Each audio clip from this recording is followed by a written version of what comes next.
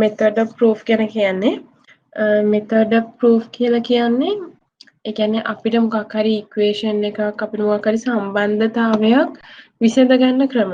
කියන්නේ අපි සම්බන්ධතාවයක් විසඳන්නේ කොහොමද කියන එකට ක්‍රම තමයි අපි කතා කරන්නේ. එතකොට ඒ ක්‍රම අපි මීට කලින් අපි භාවිතා කරලා තියෙනවා. භාවිතා කරලා තිබ්බට අපි දන්නේ නැහැ ඒකට අපි කියන නම මොකක්ද කියලා. ඒ කියන්නේ අපි දැන් මේ method කියන methods ටික අපි use කරලා තියෙනවා ඒ ලෙවල්ස් කාලේ. එහෙනම් අපි use කරලා තියෙනවා. නමුත් ඒකට අර name එකක් අපි හරියට දීලා නැහැ. අපි දැන් හරියටම තමයි මේ method ටික වෙන වෙනම අඳුරගන්නේ. හරිද? එතකොට ප්‍රධාන වශයෙන් method දෙකක් තියෙනවා. පළවෙනි method එක තමයි direct method එක. direct method එක. දෙවෙනි එක තමයි indirect method එක. හරිද? indirect method එක. එතකොට direct method එකක් කියලා අපි අදහස් කරන්නේ අපි ඩිරෙක්ට්ම ප්‍රූව් කරගන්නවා. ඒ කියන්නේ දෙන ඉක්වේෂන් එක අපි ඩිරෙක්ට්ම ප්‍රූව් කරනවා නම් ඒක ඩිරෙක්ට් මෙතඩ් එක. කියන්නේ අපිට කිසිම සංසන්දනයක් අවශ්‍ය වෙන්නේ නැහැ. කිසිම දෙයක් අපිට අවශ්‍ය වෙන්නේ නැත්නම් ඒ කියන්නේ කෙලින්ම අපිට ඕන මේ ටාගට් එකට යන්න පුළුවන් නම් අපිට ඕන දේ කරගන්න පුළුවන් වුණොත් ප්‍රූව් කරගන්න පුළුවන් වුණොත් අපිට ඒකට තමයි අපි කියන්නේ ඩිරෙක්ට් මෙතඩ් කියලා. හරිද? ඉන්ඩිරෙක්ට් මෙතඩ් කියන්නේ අපිට තව දේවල් ඕන වෙනවා. අපිට මේ ඉක්වේෂන් එක ප්‍රූව් කරගන්න තව එක්ක අපි සංසන්දනයක් කරලා අපි මේවා කරගන්නේ. අන්න ඒ වගේ දේවල් තමයි ඉන්ඩිරෙක්ට් මෙතඩ් කියලා කියන්නේ. අපි එකින් එක බලමු මොනවද මේ ඩිරෙක්ට් මෙතඩ්, ඉන්ඩිරෙක්ට් මෙතඩ් කියන්නේ කියලා. ඉස්සෙල්ලාම අපි ඩිරෙක්ට් මෙතඩ් ගැන කතා කරමු.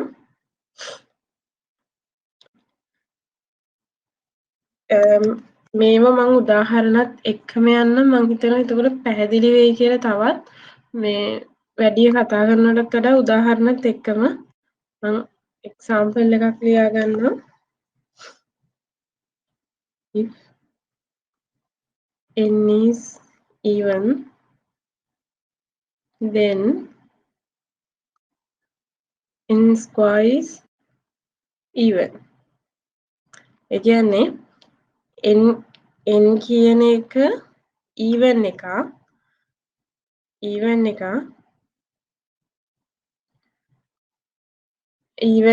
නම් n square කියන එක even එකක් වෙනවා කියන එක තමයි අපි මේ කියන්නේ. හරිද? n කියන එක even එකක් නම් n square කියන එක even එකක් වෙනවද කියන එක තමයි අපි කතා කරන්නේ. හරිද? එතකොට අපි මේක ප්‍රූව් කරමු. ප්‍රූෆ් එක උපකල්පනය කරනවා. සපෝස් කරනවා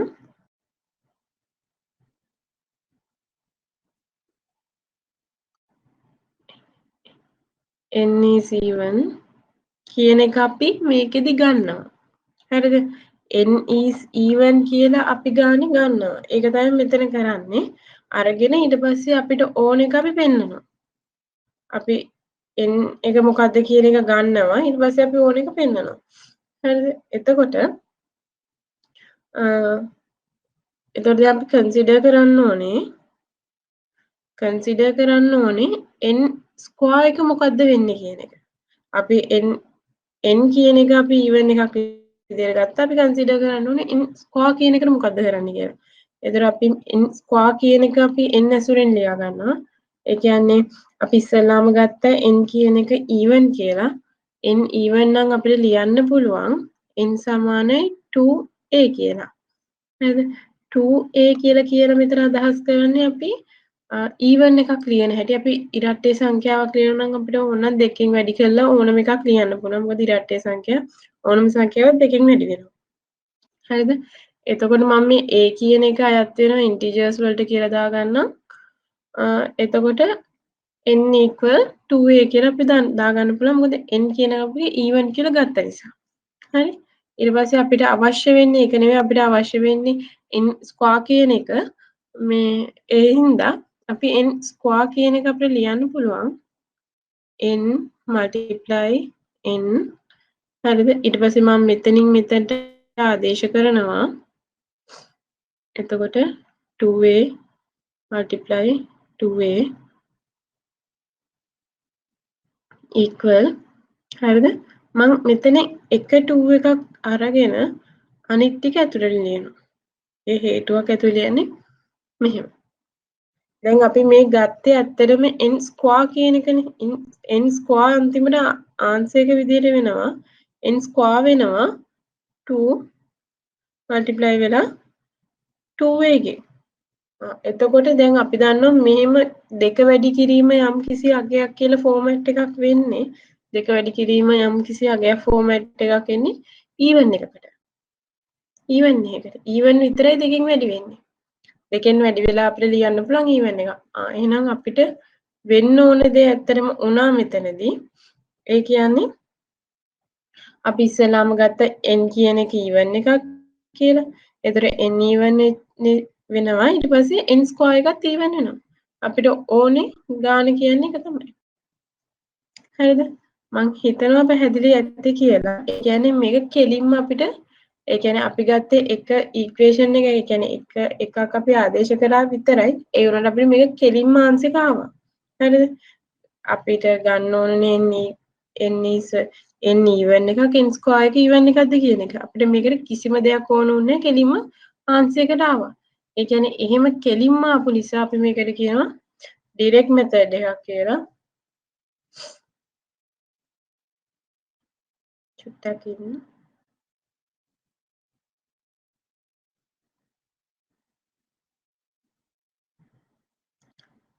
එතකොට මේ 2a වර්ගය කියලා එන්න ඕනේ මේක චුට්ටක් ඉස්සෙල්ලා. ඕකේ සෝරි. මෙතනට එන්න ඕනේ a වර්ගය. එතන a වර්ගයවත් මෙතඩ් එකේ අපි ප්‍රශ්නයක් වෙන්නේ නැහැ. මොකද එතන දෙක වැඩි කිරීම යම්කිසි අගයක් කියන එක තමයි අපිට වෙන්න ඕනේ. හරි? මං හිතනවා තේරුම් ඇති කියලා මං සෝරි මට හවුන්නේ හරි. නෑ හරි. හරි. ඕකේ මම අපි ඊළඟට බලමු ඉන්ඩිරෙක්ට් මෙතඩ් ගැන.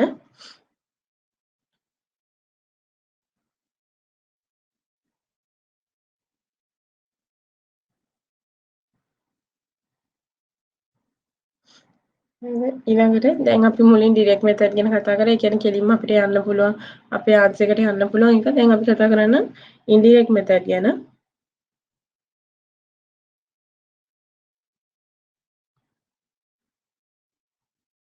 indirect method. හරිද? indirect method කොටස් හතරකට බෙදෙනවා. හරිද? ඒවා එකින් එක කතා කරන්න මම ඉස්සෙල්ලාම කොටස් හතර මොනවද කියන එක පැහැදිලි කරන්නම්. පළවෙනි එක තමයි proof by contrapositive.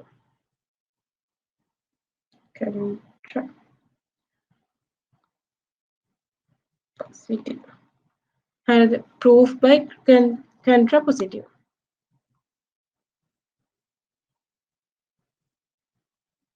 හරිද? මේක එකක්. දෙවෙනි එක මෙහෙන් ලියන්න. දෙවෙනි එක proof by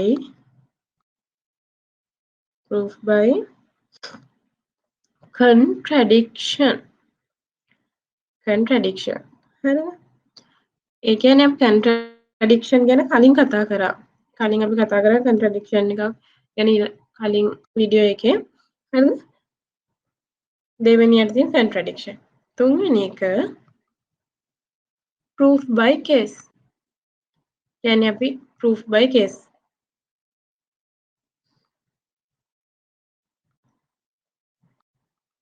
අන්තිම එක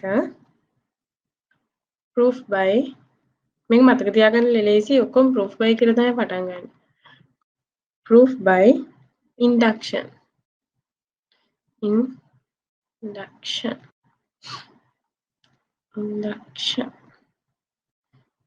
සමහර අකුරු ටයිප් වෙන්නේ නැහැ එකපාරට ගණන් ගන්නපා. හරිද?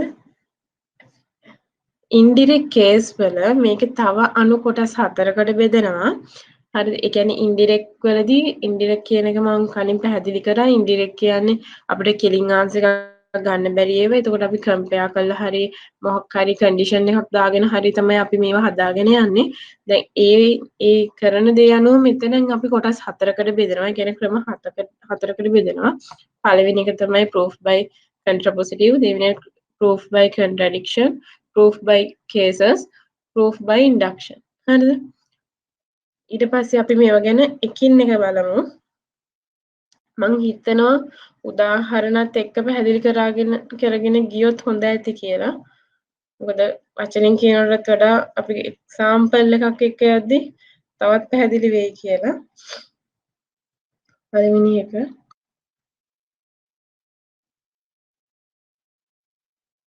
proof by contrapositive.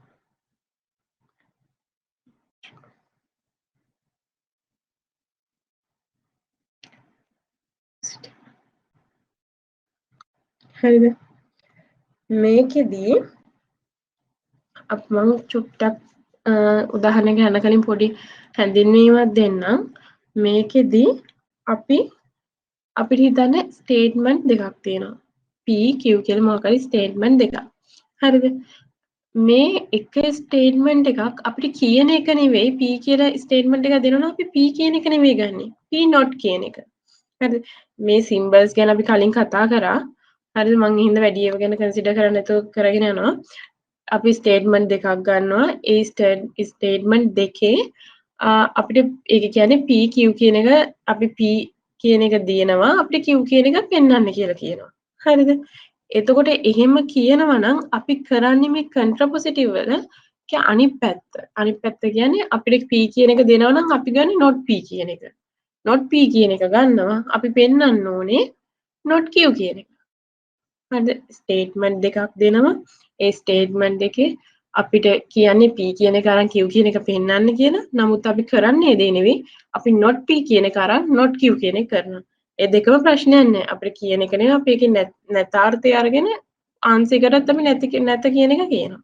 ඒක තමයි කන්ට්‍රපොසිටිව් කියලා කියන්නේ. ඒක චුට්ටක් එහෙම මතක තියාගන්න. එතකොට මතක තියාගන්න ලේසි. හරිද? මම එක්සාම්පල් එකකට යන්නම්. වැඩි කතා කරන්නේ නැතුව.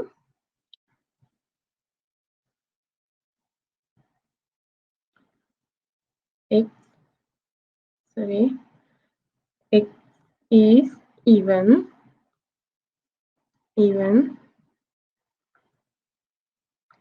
නෑ මෙහෙම ගන්න. මම ඉස්සෙල්ලා ලියන්නම් මොකක්ද කියන්නේ කියලා. එක්ස්ප්‍රෙෂන් එක ලියන්නම්. if 7x plus 9 is even ඇත්තටම අපි උදාහරණ ගණන් කතා කරන්නේ ඉස්සෙල්ලාම ඒ කියන්නේ පොඩි උදාහරණ ගැඹුරු ඒවට යන්නේ නැහැ මොකද වැඩක් නැහැ මේ තියරි පැහැදිලි කරන වෙලාවේදී ඒ වගේ ලොකු උදාහරණ අරන් හරිද? ඉතින් චූටි එක්සැම්පල්ස් ගන්නේ තියරි එක තේරෙන්න හරිද? if 7x plus 9 එක even කියලා කියනවා මේක even වෙන්නේ x කියන එක ඔඩ් වුණොත් විතරයි. හරිද? x කියන එක ඔඩ් වුණොත් මේක even වෙනවා. ඒ කියන්නේ මේ ඉක්වේෂන් එක ඉක්වේෂන් එකක් නෙවෙයි මේක. මේ ඇවිල්ලා එක්ස්ප්‍රෙෂන් එකක්. එක්ස්ප්‍රෙෂන් එක even වෙනවා කියලා කියනවා. හරිද? හරි. දැන් මම කිව්වා මේ p කියලා එකක් තියෙනවා q කියලා එකක් තියෙනවා. හරිද? මේ ඇවිල්ලා අපිට පෙන්වන්න කියන එක ඒ කියන්නේ q වගේ අපි මේ තියෙන අපිට දීලා තියෙන එක p වගේ. හරිද? එතකොට අපි දීලා තියෙන්නේ odd කියලා නම් අපි ගන්නෙ ඒකේ not එක. not එක කියන්නේ even කියලා. හරිද? එතකොට අපි මේ ගානේ proof කරද්දී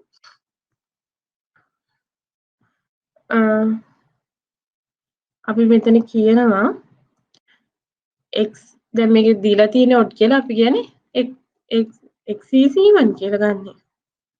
හරිද? ඒ කියන්නේ x even කිව්ව ගමන් අපි දන්නවා අපිට x කියන එක ලියා ගන්න පුළුවන් 2a මොකක් හරි පදයක් එක 2 වැඩි කිරීම පදයක් එක්ක. හරිද? එතකොට මේ a කියන්නේ ඉන්ටිජර් එකක්. අපි නොදන්න පදයක් හැමතිස්සෙම දානවා නම් ඒක අනිවාර්යෙන් අර්ථ දක්වන්න කොහෙද මේක තියෙන්නේ කියන එක. ඊට පස්සේ x is even අපිට තියෙන ඕඩ් අපි ගත්තේ ඒක අනිත් පැත්ත. හරිද? x is even අපි දැන් බලනවා මේක even එකක් වුණාම අපිට දීලා තියෙන මේ q කියන එකට මොකක්ද වෙන්නේ? q කියලා කියන්නේ මම මේ මුළු එක්ස්ප්‍රෙෂන් එකනම ගත්තේ ඒකට මොකද්ද වෙන්නේ කියලා. හරිද? එතකොට අපිට ලියන්න පුළුවන් දෙන්න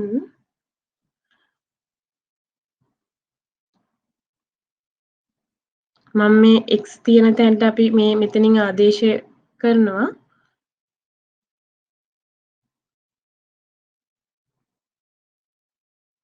කියන්නේ 14යි a + 9 වෙනවා. හරිද? මේකෙදිත් මම පොඩි වැඩක් කරනවා.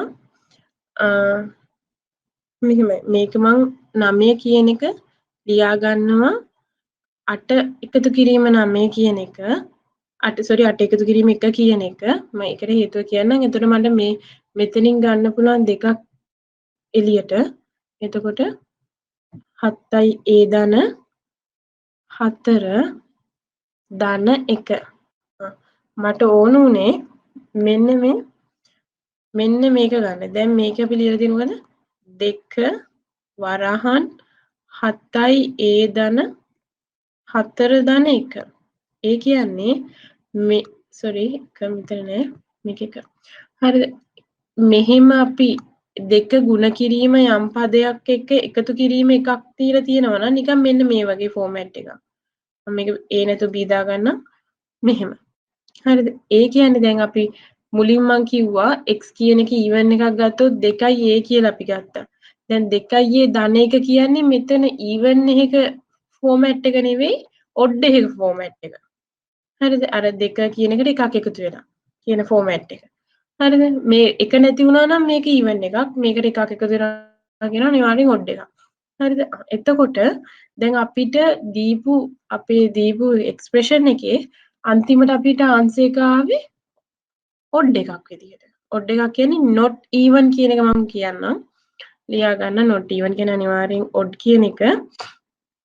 හරිද? not even කියන එක ආවේ. ඒ කියන්නේ අපි ගත්තේ මොකද්ද? අපි ගත්තේ even කියලා.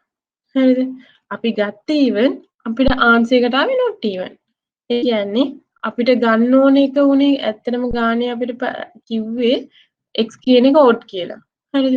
අපිට odd කියපු එක නෙවෙයි ගත්තේ අපි ඒකේ අනිත් පැත්ත. ඒකේ not නැතාර්ථේ not කියන එක ගත්තේ. එතකොට odd නෙවෙයි නම් even.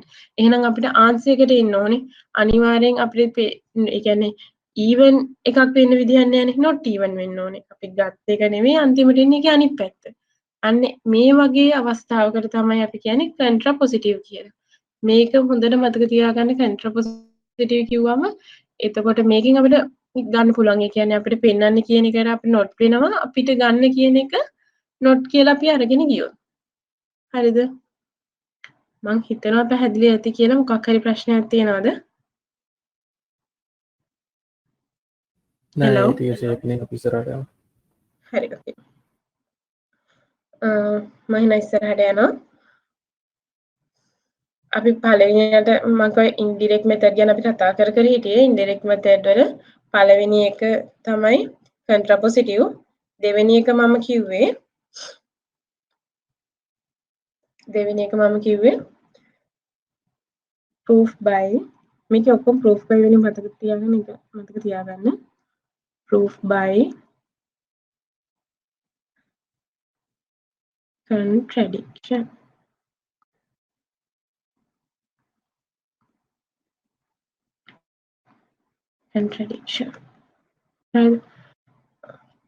contradiction ගැන අපි කලිනුත් කතා කරා. contradiction කියන්නේ නිකන්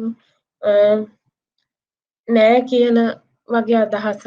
මම මේක ගානකින්ම කියන්නම්. එතකොට අපිට තේරෙයි. කියන්නේ අපි මේකෙදි වෙන්නේ අපි යම්කිසි දැන් අපි හිතමු ස්ටේට්මන්ට් එකක් ගන්නවා. පොඩි අදහසක් දීලා යන්න අපි යම්කිසි ස්ටේට්මන්ට් එකක් ගන්නවා. හරිද?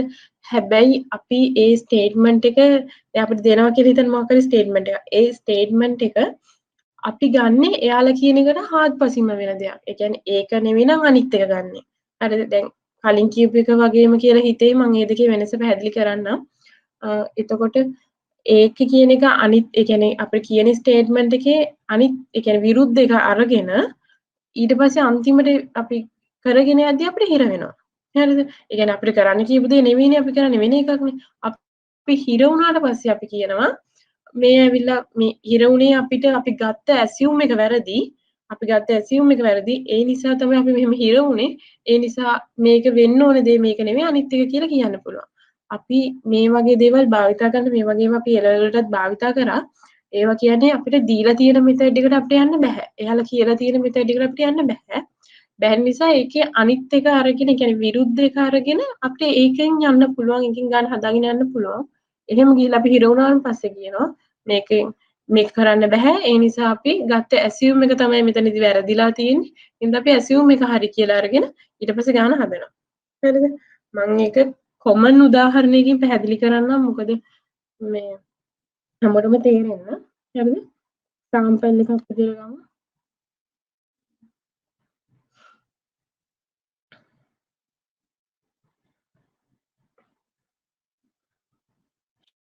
show that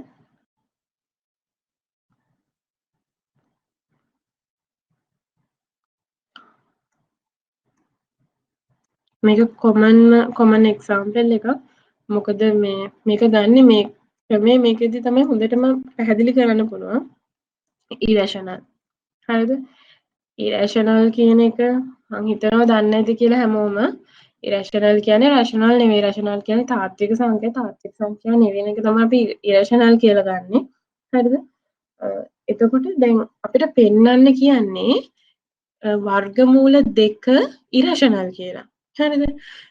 irrational කියලා පෙන්වන්න කියනවා නම් මම කිව්වා මේකේ අපිට කරන්න තියෙන දේ නෙමෙයි අපි අනිත් එක කියලා තමයි අපි assume කරන්නේ. හරිද? අපිට දැන් irrational කියනවා අපි මේක assume කරන ඉස්සෙල්ලාම මේ square root 2 කියන එක rational කියලා. හරිද? assume මෙන්න මේ ලියන ඒවා ඇත්තටම වැදගත් නේ assume කියන ඒවා වගේ නම් අනිවාර්යෙන් ලියන්නම ඕනේ. හරිද? වර්ගමූල 2 rational කියලා ලියනවා. හරිද? rational කියලා ලියනවා. හරිද? ඒ අපිට කියන්න තියෙන එක නෙවෙයි කියන්නේ. ඊට පස්සේ අපිට මේ rational කියලා ගත්ත නිසා අපි යම් කිසි තැනකදී හිර වෙයි. අන්න හිර වෙච්ච නිසා අපි කියනවා අපි ගත්ත assume එක වැරදි කියලා. හරිද? අන්න ඒක තමයි කියන්නේ. මොකද අපිට rational දැන් මේ වගේ මේ ගාන හදන්න දුන්නා කියලා හිතන්න. අපිට මේ rational කියන එකෙන් අපිට අදහසක් නැහැ. ඒ කියන්නේ අපිට rational වලින් අපි කරන් යන දෙයක් දන්නේ නැහැ. හරිද? මොකද rational ගැන අපිට ෆැමිලියක් නැහැ කොහොමවත්. හරිද? ඒ නිසා අපි දන්නවා සෝරි රැෂනල් ගැන නෙවෙයි ෆැමිලියස් නෙවෙයි ඉරෂනල් ගැන සෝරි ඉරෂනල් ගැන අපිට ෆැමිලියක් නැහැ. ඒ කියන්නේ අපි වැඩි දන්නේ නැහැ. හැබැයි අපි රැෂනල් නම්බර්ස් ගැන හොඳටම දන්නවා. හරිද? අනිත් එක මම හිතනවා ඔයාලා දන්නේ නැති කියලා රැෂනල් නම්බර් එකකදී මේ රැෂනල් නම්බර් එකකදී අපි රැෂනල් නම්බර් එකක් අර්ථ දක්වනවා. අර්ථ දක්වන්නේ මෙහෙමයි. p බෙදීම q විදිහට තියෙන්න ඕනේ. ඒ කියන්නේ මේක රැෂනල් නම්බර් එකක් වෙන්න ඕනේ. නිකන් රැෂනල් නම්බර් එකක් වෙන්න නම් මේක ප්‍රූව් කරන්න ඕනේ. ඒ කියන්නේ මේ தත්ත්වය යටතේ තියෙන ඒවා තමයි අපි රැෂනල් නම්බර්ස් කියලා කියන්නේ. හරිද? එතකොට p බෙදීම q විදිහට ලියන්න පුළුවන් වෙන්න ඕනේ. p, q කියන එක අනිවාර්යෙන් ඉන්ටිජර්ස් වලට අයත් වෙන්න ඕනේ. හරිද? ඒ වගේම q කියන එකෙන් not equal වෙන්න ඕනේ 0 වලට. ඒ වගේම pටයි qටයි මෙන්න මේක චුට්ටක් වැදගත්. pටයි qටයි common factors තියෙන්න බෑ. common factors තියෙන්න බෑ. හරිද? common factors තියෙන්න බෑ. මම එන don't have කියන එක දාන්න හරි මෙතන common factors තියෙන්න බෑ. දැන් මම කතරයක් දාන්නේ. තියන්න බෑ. හරිද? common factors තියෙන්න බෑ. මේකද කියන්නේ rational numbers වලට p බෙදීම q ආකාරයේ ලියා ගන්න පුළුවන් වෙන්න ඕනේ. ඒ වගේම මේ p q කියන ඒවා මොනවද කියලා සංඛ්‍යා කුලකේ තියෙන්න ඕනේ. ඒ වගේ මේ q කියන එක නම් බිඳුවට සමාන වෙන්න බෑ. මේ දෙක කියනට පොදු සාධක තියෙන්න බෑ. හරිද? common factors මුකුත් තියෙන්න බෑ. හරි. අපි දැන් හදමු කොහොමද මේක හදන්නේ කියලා. දැන් අපිට කියන එක නෙමෙයි අපි අනිත් එක ගත්තේ rational කියන එක ගත්තේ. හරිද? අපි දන්නවා. මම දැන් කිව්වා rational නම් අපිට අනිවාර්යෙන් p බෙදීම q විදිහට ලියන්න පුළුවන්. හරිද? p බෙදීම q කියන මෙතන අපි මුකුත් අර්ථ දැක්වේ නැහැ. එහෙනම් අනිවාර්යෙන් ලියන්න ඕනේ p q කියන එක අයත් වෙන්න ඕනේ නිකිල සංඛ්‍යා කුලකයට. හරිද? p බෙදීම q විදිය ලියන්න පුළුවන් වෙනවා. මම මේකේ ස්ක්වයර් රූට් එක අයින් කරන්නේ ස්ක්වයර් මේක වර්ග කරනවා. හරිද? එතකොට මෙතන 2 එනවා මෙතන p වර්ග q වර්ග වෙනවා. මම මෙතන 2යි මම මේ q කියන එක මේ පැත්තට ගෙනවා sorry q කියන එක මේ පැත්තට ගෙනවා 2යි q වර්ගය සමාන වෙනවා p වර්ගයට 2යි q වර්ගය සමාන වෙනවා p වර්ගයට දැන් මම මේකෙදී මෙතන බලන්න මෙතන q තියෙන්නේ හරිද ස්ක්වයර් එකක් තියෙනවා නම් ඕනම සංඛ්‍යාවක ස්ක්වයර් එකක් තියෙනවා නම් අපි දන්නවා ඒක even එකක් කියලා වර්ගයක් වෙන එකක් හැම එකක්ම even එකක් හරිද ඕනම් උදාහරණ ඔයාලා හිතලා බලන්න ඕන එකක් even එකක් හරිද එතකොට අපිට මෙතන ලියන්න p ස්ක්වයර් කියන එක අපිට ලියන්න පුළුවන් 2k කියලා. ඇයි p ස්ක්වයර් එකක් නම් අනිවාර්යෙන් even එකක්නේ. හරිද? even ඒ කියන්නේ මම මෙතනට 2k කියන එක මම හිතනවා තේරෙන්නේ නැති මම එකපාරට 2k කියන්නේ ස්ක්‍යා එක ඊවන් වෙන්න ඕනේ නෑ නේද? කියන 3 වර්ගය කියනකොට 9 එතකොට ඔඩ් වෙනවා 2 වර්ගය කියනකොට 4 ඊවනුත් වෙනවා 2 වෙනවා. සොරි පොඩ්ඩක් ඉන්න මම පැහැදිලි කරන්න මේ ස්ක්වයර් එකක් නෙවෙයි හරි. මෙතනදී ඉවෙන් වෙන්නේ හරිද thank you එජේ මේ මෙතන ස්ක්වයර් එකක් නෙවෙයි එතන ඉවෙන් වෙන්නේ දැන් අපි මෙතන අපි ගත්තේ මේ පැත්ත එක හරිද 2යි q ස්ක්වයර් කියන එක තමයි p ස්ක්වයර් වුනේ හරිද 2යි q ස්ක්වයර් තමයි p ස්ක්වයර් කියන්නේ දැන් මෙතන දෙකින් වැඩි වෙලානේ මේක ඇවිල්ලා තියෙන්නේ එතකොට අනිවාර්යයෙන් මෙන්න මේ p ස්ක්වයර් කියන එක ඉවෙන් එකක්. හරිද? මේ p ස්ක්වයර් එක ඉවෙන් වෙන්නේ මෙතන මේ ඉක්වේෂන් එකේ අනිත් පැත්තේ දෙකෙන් වැඩි වෙච්ච එකක් නිසා. දෙකෙන් වැඩි වෙන ඒවා ඔක්කොම ඉවෙන්. හරිද? මං හිතනවා දැන් පැහැදිලිව තියෙනවා. ඒකයි එතන ඉවෙන් එකක් උනේ සෝරි මං කලින් කිව්ව එකට. හරිද? එතන ඉවෙන් එකක් වෙච්ච හින්දා මම කෙලස් කරනවා. හරි. මෙතන ඉතින් p ස්ක්වයර් කියන එක ඉවෙන් එකක් වෙච්ච නිසා අපිට මෙන්න මෙහෙම ලියා ගන්න පුළුවන් p කියන එක 2යි k කියන එක විදිහට වෙන විදිහකට. එතකොට අපි මේක විතරක් k කියන්නේ මොකද්ද කියන එක දාගන්න ඕනේ.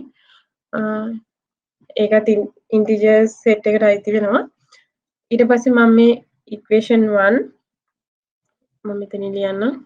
මේ ඉක්වේෂන් 1 එකට මම මේක ආදේශ කරනවා. එතකොට 2යි q sorry 2යි q වර්ගය equal වෙනවා 2යි k ට. හරිද? මේක දෙපැත්තටම කැප් වෙනවා. sorry පොඩ්ඩක් ඉන්න. මෙතෙන්ට එන්න ඕනේ මේකේ වර්ගය. හරි නේද? p ගේ වර්ගයෙන් ඉන්න ඕනේ මම මෙතනින් ගන්නේ. p ආදේශ කරනවා මෙතන වර්ගයක් තියෙනවා. එතන මේකේ වර්ගය. ඒතර දෙකට නෙවෙයි කැපෙන්නේ මෙතන q ස්ක්වයර් එක ඉක්වල් වෙන්නේ 2k ස්ක්වයර් වලට. හරිද?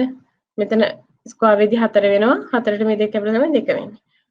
එතකොට දැන් කලින් වෙච්ච එකේ අනිත් පැත්ත. එතකොට මේ අවස්ථාවේදී අපිට කියන්න පුළුවන් q කියන එක q ස්ක්වයර් කියන එක මේ ඊවන් එකක් කියලා. මොකද ඇයි මෙතන දෙකකින් වැඩි වෙලානේ තියෙන්නේ. මෙතන දෙකකින් වැඩි වෙලා නිසා අපිට කියන්න පුළුවන් මෙන්න මේ q ස්ක්වයර් එකත් ඊවන් එකක් කියලා. හරිද? එතකොට අපිට එන්න අපිට කියන්න පුළුවන් මේක ස්ක්වයර් එකක් වෙනවා නම් q කියන එක must be even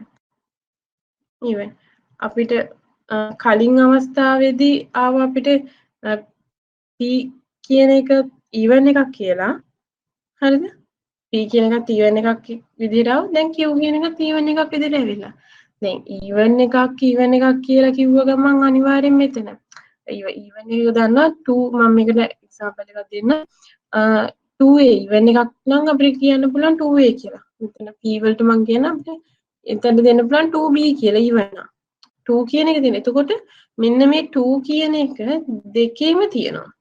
2 කියන එක දෙකේම තියෙනවා. 2 කියන එක දෙකේම තියෙනවා කියන්නේ මේක එතන common factors තියෙනවා. හරිද? අපි කලින්ම ගත්තේ රැෂනල් හරිද? රැෂනල් කියලා. රැෂනල් වල දන්නවා තියරි එකට අනුව කොමන් ෆැක්ටර්ස් තියෙන්න බෑ. බෙදීමක් විදිහට තියෙනවා කොමන් ෆැක්ටර්ස් තියෙන්න බෑ. නමුත් අපිට ගාන හදාගෙන යද්දී අපිට කොමන් ෆැක්ටර්ස් ආවා. හරිද? ඒ කියන්නේ අපි මෙතනදි කරපු දේ වැරදි. අපි හදාගෙන ගියපු දේ වැරදි. අපිට වැරදුනේ කොතනද? වැරදුනේ අපි ගත්ත assume එකේ. හරිද? අපි ගත්ත assume එකේ. ඒතර අපි දන්නවා rational කියන එක තමයි අපි මුලින්ම assume කරේ. එහෙනම් මේක rational එකක් වෙන්න බෑ. එහෙනම් මේක irrational වෙන්න ඕනේ. හරිද? irrational වෙන්න ඕනේ. හරිද? මං හිතනවා පැහැදිලිද කියලා. මොකද අපිට rational වලින් irrational වලින් අපි ලොකු දෙයක් කරන්න දන්නේ නැහැ. ඒ නිසා අපි rational වලින් කරන් ගියා. මොකද rational වලට අපි theory එකක් දන්නවා. හරිද? ඔය වගේ දන්නේ නැති දෙයක් තිබ්බොත් අපි මොකක් හරි දන්නේ එකක් විදිහට කරගෙන එතනින් හිර වුණා. ඒ හිර වුණේ අපි ගත්ත assume එක වැරදි. assume එක වැරදි නම් මේක rational නෙවෙයි irrational. හරිද? මං හිතනවා මේක පැහැදිලි ඇති කියලා. මොකක් හරි ප්‍රශ්න තියෙනවද? නෑ ඒ ටික නම් අනිත් හරි කට්ටිය ඕකේ. ප්‍රශ්න තියෙනවා මම ඉරේස් කරන්න. ඊළඟ කොටසට ඊට යන්න. යන්න. හරිද? එතකොට අපි මේ කතා කරේ contradiction ගැන. proof by contradiction. ළඟට අපි තුන්වෙනි එක අපි indirect වල තුන්වෙනි එක. හරිද? තුන්වෙනි එක මම කිව්වා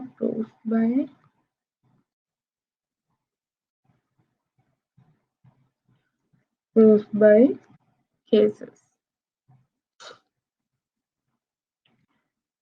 proof by cases. හරිද? මේකෙදී අපි කරන්නේ අපිට මේ ස්ටේට්මන්ට් එකක් දෙනවා අපිට මේක ප්‍රූව් කරන්න කියලා දෙනවා. ඒ දෙන එකේදී එකපාර කරන්න බෑ. මේක අපි කොටස් වලට කෑලි වලට කඩලා තමයි පෙන්නන්නේ. කියන්නේ එක කොටසකදී මේක වෙනවා ඊළඟ කොටසදී මේක මේ වෙනවා. කියන්නේ ඒ ගන්න අපි ස්ටේට්මන්ට් එක කොටස් දෙකකට කඩන්න පුළුවන් නම් කොටස් දෙකකට කඩනවා. කොටස් දෙකකට කඩලා මේ අවස්ථාවේදී මේක සත්‍ය වෙනවා මේ අවස්ථාවේදී මේක සත්‍ය වෙනවා. එහෙනම් මේ සම්පූර්ණ අවස්ථාවේදී මේක සත්‍ය වෙන නිසා මේක අපි ප්‍රූව් කරා කියලා කියනවා. හරි ඒ වගේ අර ඉක්වේෂන් එක අපි කොටස් දෙකකට කඩලා ගන්නෙ. මම ඔයාලට ෆැමිලියම එක්සැම්පල් එකක් ගන්නම්. මොකද අපි දන්නවා මොඩියුලස් තියෙද්දි මාපාංක තියෙද්දි අපි කොටස් දෙකක් කඩන්නේ කියලා. මොකද අපි එක දන වෙද්දි එක අවස්ථාවක් ගැන හිතලා ගන්නවා. ඊන වෙන අවස්ථාව වෙනම ගන්නවා. හරිද? මම එක්සැම්පල් එකක් ගන්නවා. show that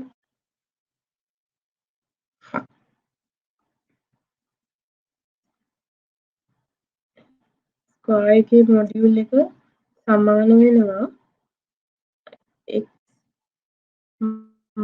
මොඩියුලස් ස්ක්වයර් එකට. මෙන්න මේක තමයි අපිට පෙන්වන්න කියලා කියන්නේ. හරිද? අපි දන්නවා මොඩියුලස් එකක් තියෙනවා නම් අපි අනිවාර්යයෙන්ම ලියා ගන්න ඕනේ මේකේ අවස්ථා දෙකක් තියෙන එක. හරිද? කේසස් දෙකක් තියෙනවා. ඇත්තටම අපි මේවා A level වලදී කළා. හරිද? ඒත් අපි මේවට නම් මේකයි කියන එක අපි අදහස් කරේ නැහැ. කියන්නේ නම් කියන්නේ මොකක් මේක proof by cases මෙහෙම යන්නේ කියන එක අපි කිව්වේ නැහැ. ඒත් අපි මේ දේවල් භාවිතා කරා. ඒ කාලේ ඉඳන්ම. හරිද? එතකොට මේක අපි ධන x සලකනවා. ජාලයි හෝ සමානයි බිඳුව වලදී x ඍණ x සලකනවා. x උඩයි බිඳුව අවස්ථාවේදී. දැන් මෙතනදිම කේසස් දෙකකට කැඩුනා. හරිද? එතකොට අපි මේ කේසස් දෙකේදී වෙන වෙනම හදනවා. එතකොට මේ කේසස් දෙකේදී වෙන වෙනම හදන අපි මේ කියන මේ සම්පූර්ණ කේස් එක මේ සම්පූර්ණ අවස්ථාව හරියනවා කියලා. හරි? ඊට පස්සේ case 1 case 1 එක මෙහෙම. එතකොට අපි ගන්න ඕනේ මෙන්න මේ අවස්ථාව ගැන.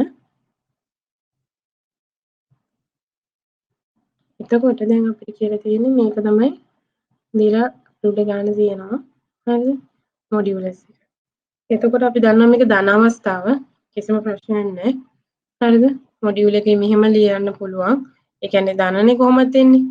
හරිද? මේ x කියන එක ධනාගයක්නේ. හරිද? ඒ ඕනම ධනාගයක් ඒකටම තමයි මේ x කියලා කියන්නේ. x නම් ධන විදියට ලිව්වේ. ඒ නිසා අපිට මෙහෙම ලියලා මේකේ x කියන එක ධන එකේ මාපාංක වර්ගය කියලා දාන්න පුළුවන්. ඒතර කිසි ප්‍රශ්නයක් නැහැ. ඒ ධනනේ x කියන එකේ x වර්ගය හරිද? x වර්ගයේ මොඩියුලස් එක අපිට මේ x කියන තැනට මෙතනින් මේන x නේ දාන්නේ. එතකොට x ඒකේ වර්ගය දානවා. ඒකේ වර්ගය අපිට කෙලින්ම කියන්න පුළුවන් x ගේ මොඩියුලස් වර්ගයේ වර්ගය කියලා. එතන කිසි ප්‍රශ්නයක් නැහැ. හරි. ඊළඟට දෙවෙනි කේස් එක ගමු.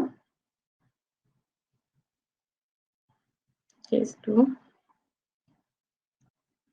ඒ කියන්නේ x උඩයි බිඳුව වෙන අවස්ථාව.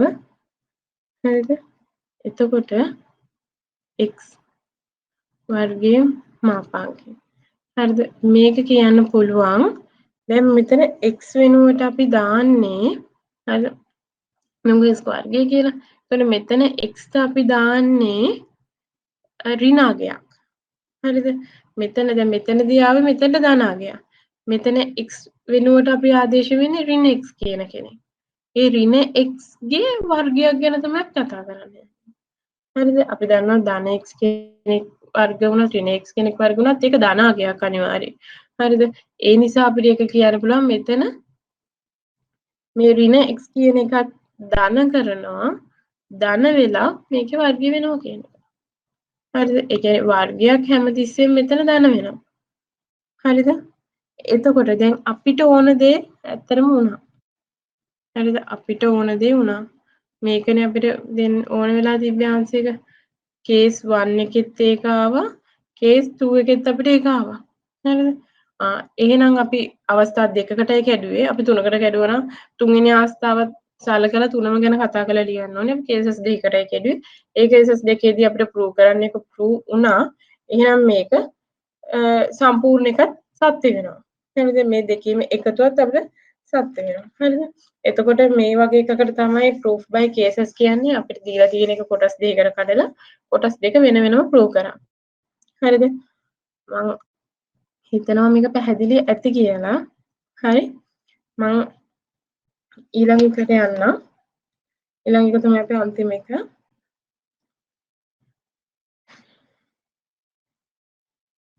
ඉගෙන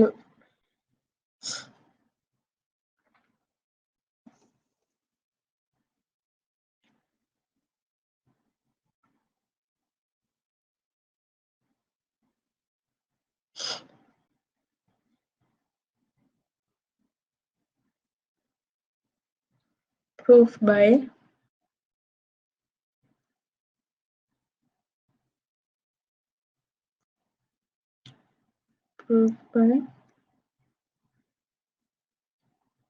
induction. Proof by induction. හරිද? මෙහෙමයි. මෙතනදී proof by induction වලදී අපි කතා කරන්නේ එකක් ගැන. හරිද?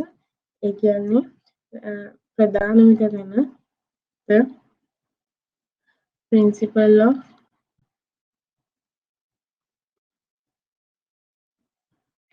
mathematical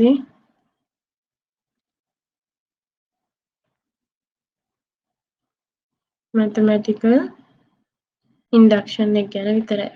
හරිද? අපි කතා කරන්නේ ඇත්තරම the principle of mathematical induction එක ගැන. මේ ස්පෙලිංස් නම් වැඩි ගණන් ගන්න එපා. මේ the principle of mathematical induction එක ගැන තමයි කතා කරන්නේ. මම මේක සරලවම සිංහලෙන් කිව්වොත් මේ ගණිත අභිහුණ්‍ය ගැන කතා කරන්නේ. අපිට මතක තියෙන ඒ ලෙවල් වල පළවෙනි ගාන ගණිත අභිහුණ්‍ය ගාන. හරිද? මේකෙදී ඒක ගැන තමයි අපි දැන් මේ කතා කරන්නේ. එතකොට මේකෙදී ස්ටෙප්ස් තුනක් තියෙනවා. හරිද? ස්ටෙප්ස් තුනක් තියෙනවා. ඒ ස්ටෙප්ස් වලට නමුත් තියෙනවා. අපි ඒ ලෙවල් වලදී අපි නමක් ගැනවත් මුකුත් කතා කරේ නැහැ. මේ ස්ටෙප්ස් වලට නමුත් කියනවා. හරිද? පළවෙනි ස්ටෙප් එක බේසික් ස්ටෙප් එක. බේසික් ස්ටෙප් එක. හරිද? මම එහෙම කියද්දී ඔයාලට මතක් වෙන්නේ නැති බේසික් ස්ටෙප් එක කියන්නේ අපි මේක කුඩාම සංඛ්‍යාවට ආදේශ කරනවා. ගොඩක් වෙලාවට අපිට දීලා තියෙන එකේ බිංදුව වෙන්න පුළුවන්, 1 වෙන්න පුළුවන්. ඉස්සෙල්ලාම අපි කුඩාම සංඛ්‍යාවට ආදේශ කරලා බලනවා. හරිද? ඒක මතක තියාගන්න කුඩාම සංඛ්‍යාවට ආදේශ කරනවා කියන එක. කුඩාම සංඛ්‍යාවට තමයි ආදේශ කරන්නේ. හරිද? දෙවෙනි ස්ටෙප් එක induction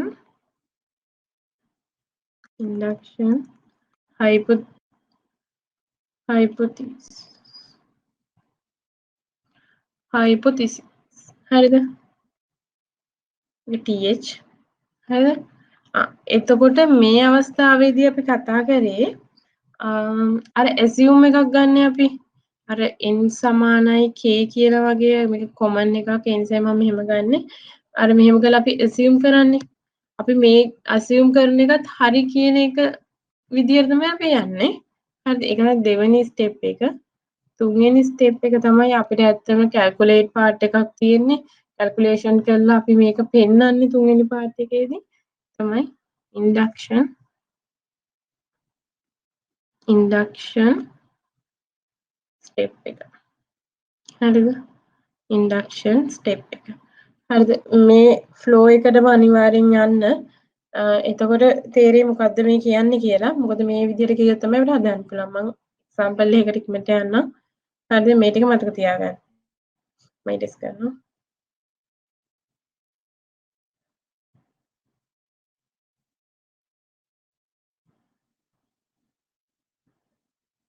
හරිද එක්සැම්පල් එක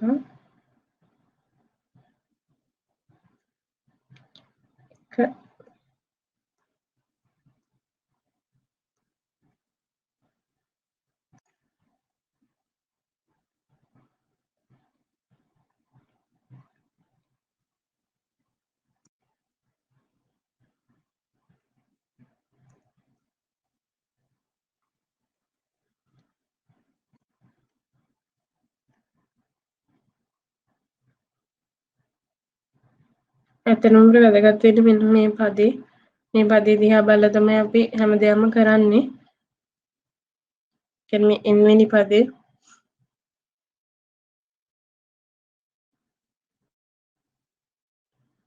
මෙන්න මේක තමයි අපිට දීලා තියෙන්නේ. හරිද? මේක අපි පෙන්වන්න ඕනේ මං කලින්ගේ ගණිත අභිවෘද්ධි කරලා මේක පෙන්වන්න ඕනේ. හරිද? එතකොට ඉස්සෙල්ලාම අපි කතා කරේ බේසික් ස්ටෙප් එක ගැන. හරිද?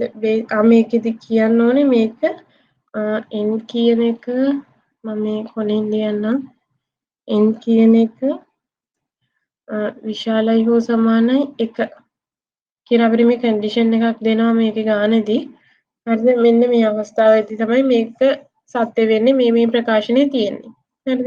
පළවෙනි ස්ටෙප් එකේදී මම කිව්වා පළවෙනි ස්ටෙප් එකේදී අපි ගන්න ඕනේ n ට ආදේශ කරලා බලනවා n ට දාන්න පුළුවන් කුඩාම අගය.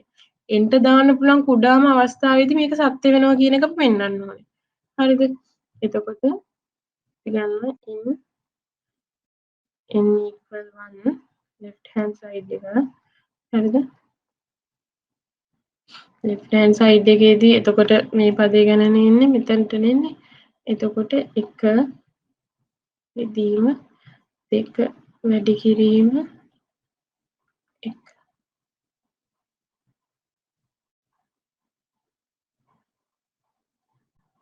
n කියන එකට අපි 1 ආදේශ කරනවා හරිද එතකොට මේ අවස්ථාවේදී මෙතන දෙක වැඩි දෙවරක් එක කියන්නේ 1යි එතකොට මෙතනට එන්නේ 1යි එකෙන් අඩු කරාම මෙතන 2යි මෙතන ඊට පස්සේ 1ක් වෙනවා ඊපස්සේ මෙතන සෝරි මෙතනට එන්න ඕනේ ධන හරි මෙතනට 2යි 2ට එකක් එකතු කරාම 3යි එතන මෙතන අංශය කියනවා 1 බෙදීම 3ක් කියන එක හරිද right hand side එක බලමු right hand side එකේදී n කියන්නේ 1 මෙතනට 2 වැඩි කිරීම 1 එකතු කිරීම 1 හරිද එතකොට එතනත් පේනවා කෙලින්ම 3න් 1 වෙනවා හරිද එතකොට මේකේ left hand side එක සමානයි right hand side එකට එතකොට අපිට කියන්න පුළුවන් then the result is through 4 for n equal 1. හරිද? මෙන්න මේ ලියන sorry මෙන්න මේ ලියන එක අනිවාර්යෙන් ලියන්න ඕනේ. මෙන්න මේ අපි අන්තිමට ලියන වාක්‍ය තියෙනවනේ. මෙන්න මේ ගානේදී ඒක පොඩ්ඩක් වැදගත්.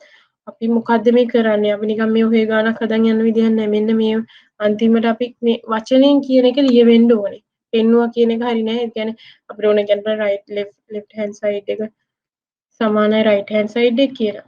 හරි මෙතන L right hand side එක කියලා. ඒක කිව්වට වැඩක් නෑ. මේක මේ result එක true වෙනවා n equal 1 කියන වචනෙන් ලියවෙන්න ඕනේ. හරිද? ඒතර වචනෙන් ලියවුවාම තමයි මේ ගාන අපි හරියට completely හදනවා කියන්නේ. හරිද? මම මේ step 1 එක. මේක එතකොට n කුඩාම අවස්ථාවේදී ඒ කියන්නේ අපි මේ equation එකේ කුඩාම අවස්ථාවේදී මේ ප්‍රකාශනයේ සත්‍ය වුණා. හරිද? ඊළඟට මම මේක ඉරේස් කරන්න. අපි දෙවෙනි අවස්ථාවට යමු. ඒකේ උඩ සිග්මා එකක් දැම්මොත් හොඳයි නේද? සිග්මා n බෙදීම 2n ගන්න එක සිග්මා n එකෙන් නම් ඉන්ෆිනිටි යනවා වගේ කතාවක්. ඒක එහෙම දැම්මත් ප්‍රශ්නයක් නෑ. මෙතන ඒ කියන්නේ දැන් මේ පැත්තේ ඔව් දැන් මම කියන්නේ අර අනිත් පැත්තේ ඒ කියන්නේ n බෙදීම 2n කියන එක මේවනේ දැන් අපි මේකට සමාන වෙන්නේ නැහැනේ කෙලින්ම. ඒ කියන්නේ මේකේ ඉස්සරක් තියෙන එක බෙදීම එක වැඩි කිරීම 3 ඒකේ ගොඩක් තියෙනවනේ. ඒතකොට ඒ ඔක්කොගෙම එකතුවනේ සමාන වෙන්නේ. එතකොට සිග්මා දාලා ඒ පැත්තට එකේ ඉඳන් n වෙනකම් යන එකට සමාන වෙනවා වගේ දැම්මත් හොඳයි. ඔව් මේ ඒ කියන්නේ මේ වලට සිග්මා දැම්මම ප්‍රශ්නයක් වෙන්නේ නැහැ. මොකද නෑ නෑ මම කියන්නේ දකුණු පැත්තේ ඒ කියන්නේ right hand side එකේ තියෙන එක ඒක මේ පැත්ත left hand side එකේ තියෙන එක ඒකට කෙලින්ම සමාන වෙනවා කියලා දාන්නේ නැතුව ඒක සමාන වෙනවා සිග්මා එකේ ඉඳන් n වෙනකන් යන n බෙදීම 2n දන එක කියලානේ එන්න ඕනේ ඉක්වේෂන් එක ලියද්දි. මෙතන එකේ ඉඳන් මෙතන n වෙනකන් යනවා කියන එකනේ කියන්නේ මම. හරි. දෙකේ ඉඳන් n වෙන එකට යනවා. සිග්මා දැම්ම කියලා ගානේ ලොකු වෙනසක් වෙන්නේ නැහැ. මොකද අපි දෙපැත්තටමනේ සිග්මා ආදේශ කරේ. එතකොට සිග්මා උනාට බය වෙන්න දෙයක් නැහැ. සිග්මා ගැන තියෙද්දි අපි මේ විදිහටම තමයි ගාන හදන්නේ. හරිද? ඒක ප්‍රශ්නයක් මම කියන්නේ දැන් මේ පැත්තේ අර මේ දෙපැත්තම නෙවෙයි දකුණු පැත්තට විතරක් සිග්මා දාන්න. ඒ කියන්නේ දැන් මේ පැත්තේ සිග්මා දැම්මේ දැන් මේ මෙතනකෝ දැන් ඔයා මොකුත් කරන්නේ නැතුව හරි මේ පැත්තේ මම දන්නවා. මෙතන අපි ගන්නෙ සම් එකක් ඔක්කොගෙම සම් එකක්. මේ පැත්තේ අපි ගන්නේ කිසිම සම් එකක් නෙවෙයි නිකම් පදයක් ගන්න. n කියන එක විතරයි ගන්න.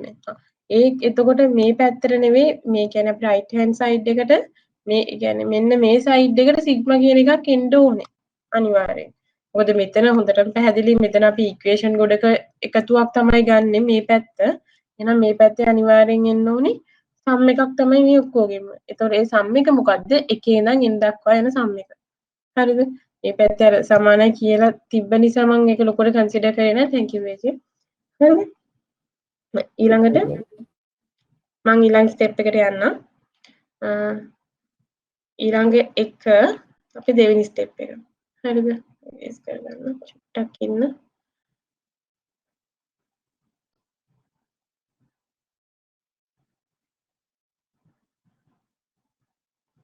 සම්පූර්ණයෙන් ඒස් කරන්න.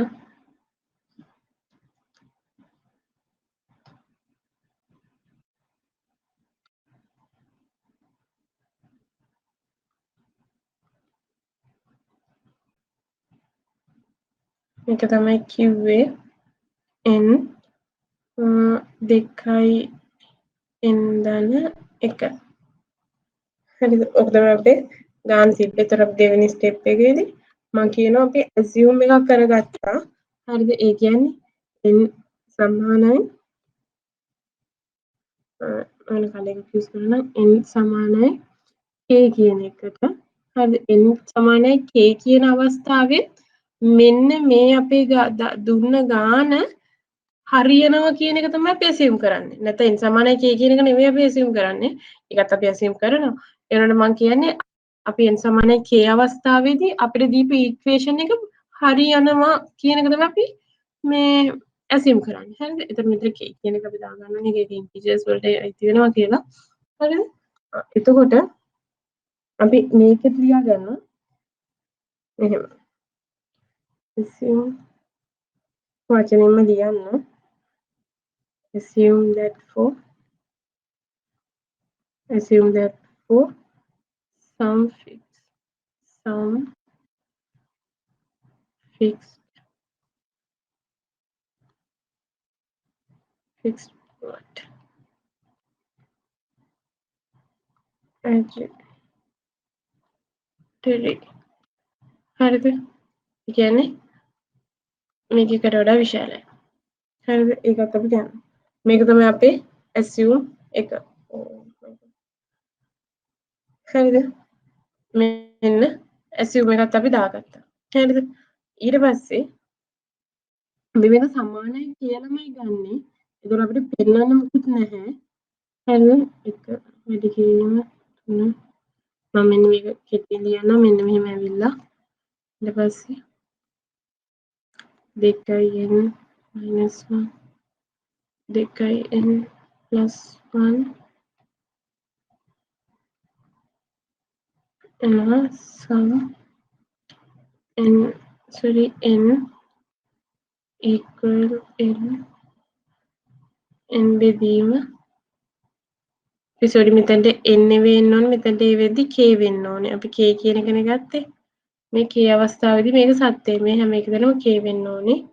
2යි k ධන 1. හරිද? මෙන්න මේ k අවස්ථාවේදීත් මේකේ දෙපැත්තම සමාන වෙනවා කියන එක අපි assume කරගත්තා. හරිද? තුන්වෙනි එකේදී කියන්නේ අපි k නෙවෙයි k ධන 1 අවස්ථාවේදී k ධන 1 අවස්ථාව මම ඉස්සෙල්ලා කියද්දි මම හිතන්නේ මිස් වෙන්නේ නැති k ධන 1 කියන අවස්ථාව මම කිව්වේ නැහැ. කියන මුලින්ම ඉන්ට්‍රොඩක්ෂන් කරේ මේකේ ඉන්ට්‍රොඩක්ට් කරද්දි එතකොට අපි තුන්වෙනි එකේදී කරන්නේ k අවස්ථාවේදී අපි සමානයි කියලා පෙන්නවා. එහෙනම් k ධන 1 අවස්ථාවේදී මේක සමාන වෙනවද කියන එක පෙන්වන්න ඕනේ. හරිද? එන්න එතකොට තමයි මේ ගාන ස්ටෙප් 3 කම්ප්ලීට් වෙලා ගාන හරියට හැදෙන්නේ. අපි මේක තමයි අපි assume කරගත්තේ. හරිද? මට බෝඩ් එක නම් ඉරේස් කරන්න වෙනවා. මම assume එකත් ලියන්නම්. මේක ඉස්සෙල්ලාම equation 1 හරිද? මොකද මේ equation 1 කියන එක ඕන වෙනවා.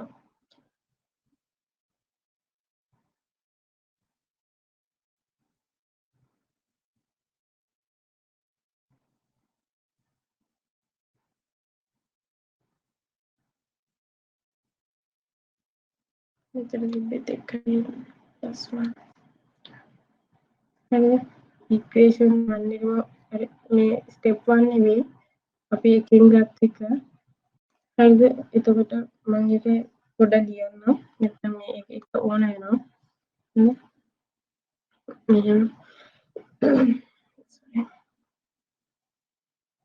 මෙහෙම ගිහිල්ලා අපිට ආවේ 2යි k ධන 1 වරහන් 2යි k ඍණ 1 sorry එතකොට k 2යි k + 1 හරිද? මෙන්න මේක තමයි අපි කලින් ගානදී අපි කලින් ස්ටෙප් එකේදී අපි assume කරේ. හරිද? එතකොට දැන් මේකදී අපි මෙතනදී කරන්නේ මේකෙන් තමයි දැන් අපි ගාන හදාගෙන යන්නේ තුන්වෙනි ස්ටෙප් එකේදී. හරිද?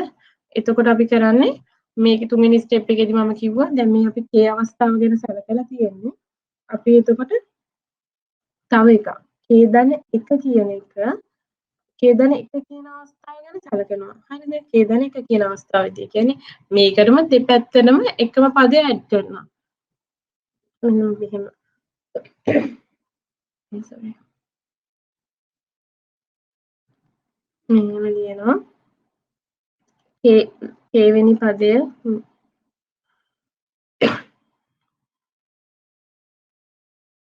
ධන 2යි k ඍණ 1 ඒකටම අපි ඇඩ් කරනවා k නෙවෙයි k වලට k ධන 1 කියන එක.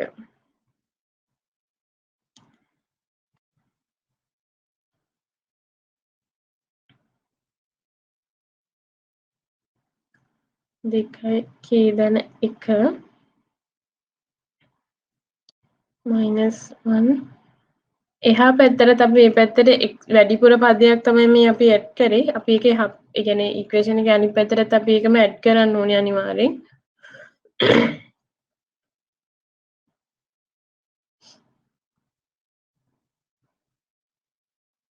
මම මේ එකතු කරන එක මෙතන යටින් ලියන්නම්.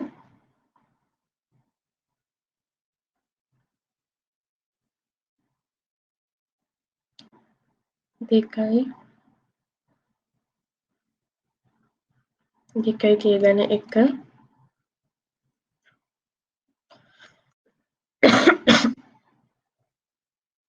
+1 දෙකයි කියදන එක -1 මේක තමයි අපි වැඩිපුර පදයකට ඇඩ් කරේ. හරිද? ඒක මේ ඉක්වේෂන් එකේ අනිත් මේ ඉක්වේෂන් එකේ අනිත් පැත්තට ඒකම ඇඩ් කරා. හරිද? එතකොට අපි දැන් සිම්ප්ලිෆයි කරන්නේ මෙන්න මේ කොටස. මෙන්න මේ කොටස තමයි අපි විසඳන්නේ. විසඳලා අපි පෙන්වන්න ඕනේ මෙන්න මෙතන n වෙනුවට k දන එක ඇවිල්ලා. n වෙනුවට k දන එක ඇවිල්ලා කියන එක තමයි පෙන්න ගන්න ඕනේ. හරිද? එතකොට මට මේකත් ඉරේස් කරන්න යනවා බෝඩ් එක හිටවන.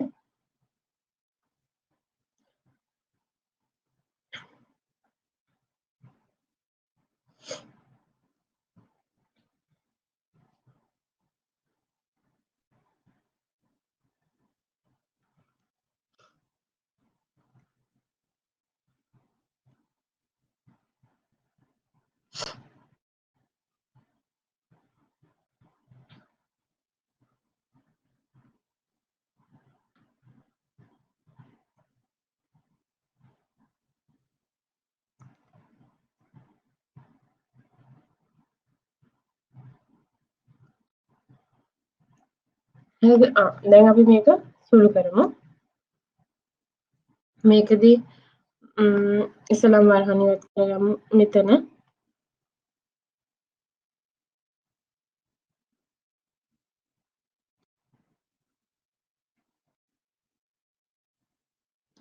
දෙකයි k දාන මේක දෙකෙන් වැඩි වෙලා ඊට පස්සේ මෙතන එකතු වෙනවා 3. හරිද? ඊට පස්සේ මෙතන දෙකයි k දෙකයි මෙතන දෙකයි k වෙනවා. මේක වරහන් නැති ගිහලා දෙකයි k වෙනවා. මෙතන දෙකයි දෙක වෙනවා. දෙකෙන් එකක් අඩු වෙලා ආයි ඒක +1ම වෙනවා. හරිද?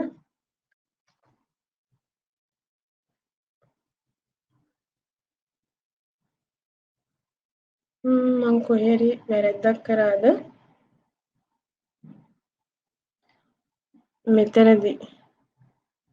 මෙතනදී එන්න ඕනේ දැන් අපි මෙන්න මේ පදේන්නේ k කියන එක ආදේශ කරේ මුලින්ම.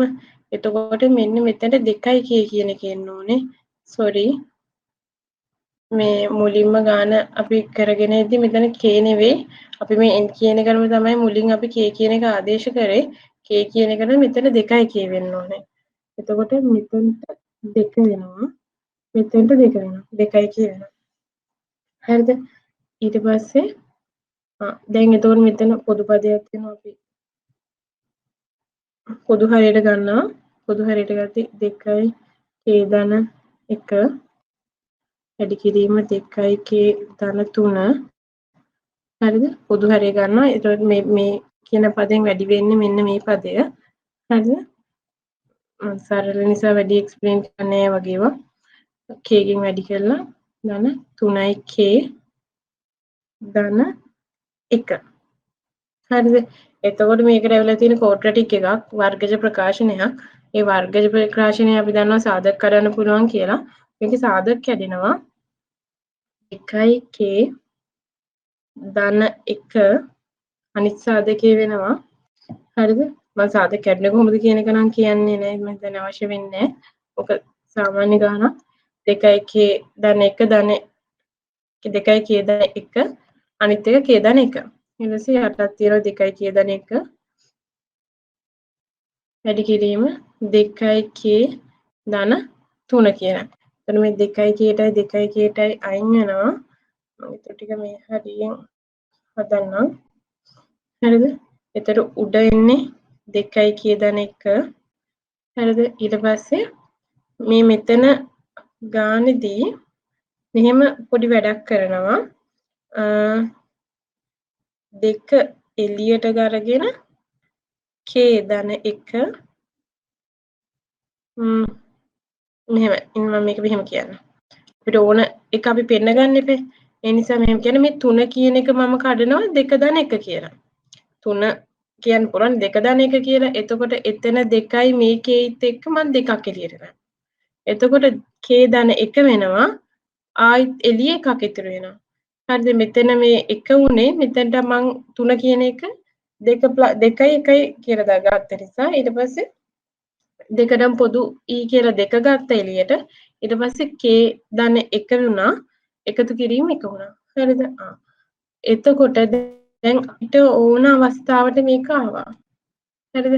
අපිට ඕන උනේ මෙන්න මෙතන n වෙනුවට k ලියලා ඒ n වෙනුවට k විතර නෙවෙයි ඊළඟ අපි තුන්වෙනි අවස්ථාවේදී k ධන 1 අවස්ථාවටත් මේක සත්‍යයි කියලා පෙන්න ගන්න. k ධන 1 අවස්ථාවටත් මේක සත්‍ය වුණා. ඒ කියන්නේ සත්‍ය වුණා කියන්නේ අපි ගත්ත එකෙන් අපිට k ධන 1 අවස්ථාව ආවා. හරිද? එතකොට අපි k මුලින්ම අපි කතා කරේ එක කුඩාම සංඛ්‍යාවට ගත්තා. ඊට පස්සේ දෙවෙනි අවස්ථාවේදී අපි කතා කරේ එක k වෙද්දී අපි assume කරගත්ත මේක k වෙද්දිත් මේක සමාන වෙනවා කියලා. අපි ගත්තේ ඒ assume එකෙන්ම අපි මේක හදාගත්ත k ධන 1ටත් සමාන වෙනවා කියන එක අපි පෙන්නුවා. හරිද? මේ අවස්ථා තුනටම අපි ආපු නිසා අපිට මේක කියන්න පුළුවන් මේ ගාන අපි මේක තමයි මේක හදන ස්ටෙප් 1 මේ විදිහට මේක ස්ටෙප් 3ම අපි කම්ප්ලීට් කරගෙන හැදුවා. අන්තිමටම අපි කියන්න ඕනේ වාක්‍යයක් තියෙනවා. ඒ කියන්නේ මේක දැන් මේ අවස්ථා තුනටම සමානම මේ හරිය ලියන්න. අපි අවස්ථා තුනටම සමාන වෙන නිසා මේක හැම අවස්ථාවකටම සමානයි කියන එක කියන්න ඕනේ. එතකොට දැන් අපි මේ ඉක්වේෂන් එකේ කරේ අපි මේ n කියන එක මොකද්ද කියන එක දන්නේ n කියලා අපි ගත්ත එකට වඩා වැඩි අවස්ථාවක්. එහෙනම් මේක ඒකට වඩා වැඩි ඕනම අවස්ථාවකටම සමානයි. ඒ ඕනම අවස්ථාවකට තමයි අපි ඉස්සෙල්ලම කියදෙන 1 කියලා ගත්තේ. ඒ කියන්නේ දැන් 1 නම් අනිත් හැම අවස්ථාවකම සමානයි. අන්න ඒක අනිවාර්යෙන් වාක්‍යයෙන් ලියන්න ඕනේ. හරිද? ඒ කියන්නේ that is given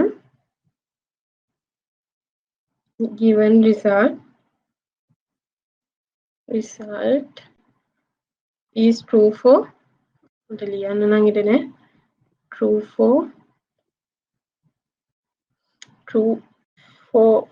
k plus 1 වලට හරිද මේක රිසල්ට් එක අපි okay වුණා k plus 1 එකට ඒ නිසා මේක ඕනම මට ඒක ලියන්න මම කටින් කියන්නම් එක මේක ඕනම අවස්ථාවකට මේක සමානයි කියන එක තමයි කියන්න ඕනේ මේක කේදන එක අවස්ථාවට සමාන වුණා ඒ නිසා මේක any natural number එකකටත් මේක සමාන වෙනවා අන්න ඒක අපි මේකේ දෙවෙනි පොයින්ට් එකේ විදිහට කියන්න ඕනේ එන්නේ මේ විදිහට තමයි මේ ගණිත අභිවන ගණක් හදන්නේ අපි එතකොට හතරවෙනි මෙතඩ් එක ගැන මේක කතා කරේ මෙතනින් මොන හරි ප්‍රශ්නයක් තියෙනවද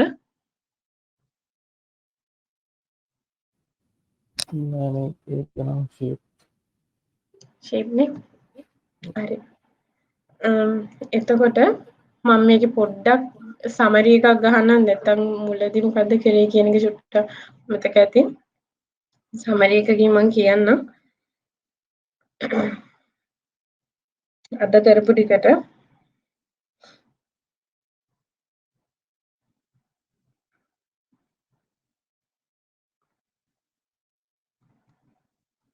හරිද අපි කතා කරගෙන ආවේ method of proof ගැන method of proof ගැන කතා කරගෙන ආවේ මම ඒක මුලින්ම කිව්ව කොටස් දෙකකට බෙදනවා direct method indirect method කියලා හරිද indirect method කියලා indirect method තමයි අපි කොටස් 4කට බෙදුනේ හරිද sorry කොටස් 4කට බෙදුනේ පළවෙනි එක අපි කතා කරේ proof by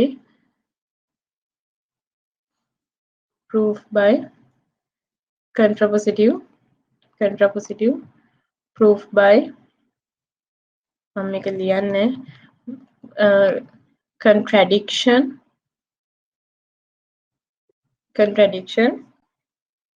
proof by cases